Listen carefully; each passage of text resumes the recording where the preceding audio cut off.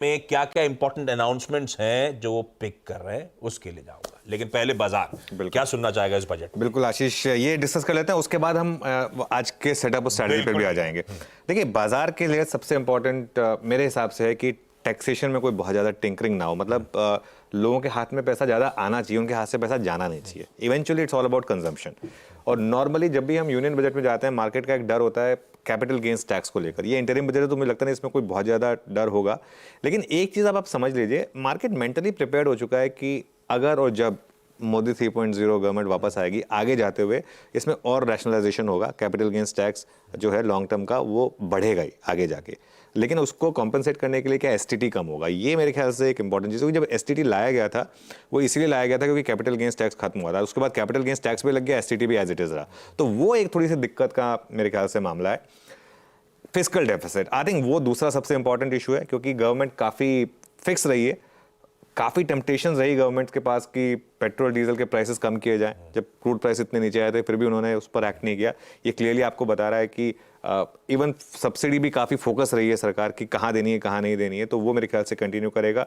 Capex last year की सबसे बड़ी हाईलाइट थी, कैपेक्स 33% इंक्रीमेंट था। इस साल इकोनॉमिक्स एक्सपेक्ट कर रहे हैं क्योंकि बेस बढ़ा है तो शायद 10% के करीब ही आए। और फाइनली मुझे लग रहा है कि डिसइन्वेस्टमेंट एक तरीके से अच्छा रहा कि डिसइन्वेस्टमेंट ज़्यादा हुआ नहीं, क्योंकि वरना फिर ये हो जाता है कि आपने बहुत सस्ते में बेच दिया। अब सारे के सारे स्टॉक्स री रेट हो चुके हैं और काफ़ी स्टॉक्स अब प्राइवेट सेक्टर की वैल्यूएशन पर आ चुके हैं। तो मेरे ख्याल से क्योंकि ये बहुत बड़ी री रेटिंग चालू, कभी ना कभी तो आपको वो बेचना होगा। मेरे ख्याल से ये सबसे अच्छा टाइम होगा ये अनाउंस करने के लिए कि अब हम कुछ सीरियस डाइवेस्टमेंट पर आने वाले हैं। ये मेरे हिसाब से 4 इंपॉर्टेंट चीज़ें। भाई रखिए, ये सब इंपॉर्टेंट है बाजार के लिहाज से। जहां तक फिस्कल डेफिसिट 5.9 इस साल के लिए था। नॉमिनल जीडीपी क्योंकि थोड़ा सा कम रहा है तो हो सकता है, कई ब्रोकरेजेस मान के चल रही है, जैसे राहुल ने भी कहा 10-20 बेसिस पॉइंट का हो सकता है उसका इम्पैक्ट पड़ जाए। 5.9 लार्जली सब मान रहे हैं शायद मीट हो जाए या फिर 6% के आसपास। और यहां से अगले साल FY25 जिसके लिए बजट आ रहा है तो उसमें 40-50 बेसिस पॉइंट रिडक्शन की बात हो सकती है उस आंकड़े में। 5.4-5.5% के आसपास 10 लाख करोड़ का कैपेक्स खड़ा हुआ है, शायद 10% के आसपास के इजाफे की बात। ये इंपॉर्टेंट आंकड़े हैं जो आप क्लोजली वॉच आउट करिए। ये देखिए, आप स्क्रीन देखिए, ये सब रेडी CNBC आवाज पे कुछ ही देर में सबके पास जाना है, सबसे बातचीत करनी है और ब्यूटिफुली ये सब मदद करेंगे आज के बजट को डीकोड करने में।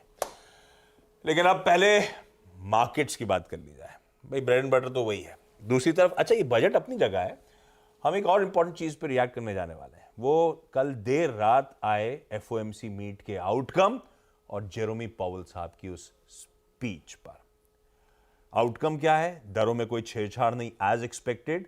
अगर किसी ने होप लगाई थी, साल की शुरुआत में सबकी होप्स थी कि शायद मार्च में दरें रिड्यूस होना शुरू हो जाएंगी, तो पावेल साहब ने क्लियर कर दिया है जब तक